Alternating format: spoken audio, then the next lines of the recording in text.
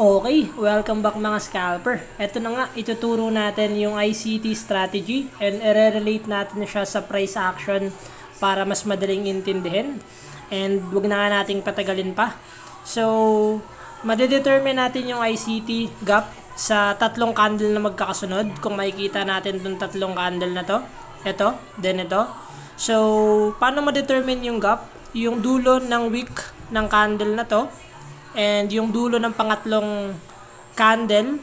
So, if hindi sila nagdikit, meaning meron gap sa loob niyan. So, magdodrawing tayo ng rectangle or box na possible dyan mauuntog yung market. So, bakit nga ba nagkaroon ng gap? Yung simple explanation is merong mga order sa loob na to na limit na alam na mga market makers na hindi na feel bago tumalon yung market.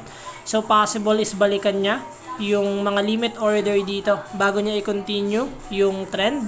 So yun nga yung nangyari, umuntog pa siya dito, then tumalon siya ng mga 6 to 7% and nagpo-form na siya ng lower high, so may weakness na, kaya nung nag-break dito naka-exit tayo. So what happened is titingnan nyo lang lagi yung tatlong candle na green or red man yan, then if yung wick is masyadong malayo or hindi nagpang-abot, meaning nandun yung gap sa gitna niyan. And as a price action, kung makikita nyo, basic support and resistance lang yan. Huwag nyo nang guluhin minsan yung sarili nyo. If hindi nyo pa alam yung basic, balikan nyo yung basic.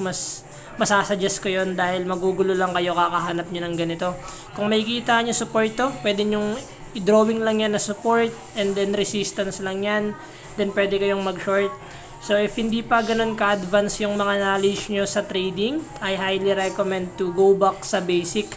Dahil minsan sa dami nyong inaaral, hindi nyo alam kung saan kayo papasok na trade dahil nagkakaroon ng analysis paralysis sa sobrang dami ng hinahanap nyong confluence, hindi nyo na napapasok yung isang trade. Kaya I highly recommend pa rin yung basic strategy na support and resistance.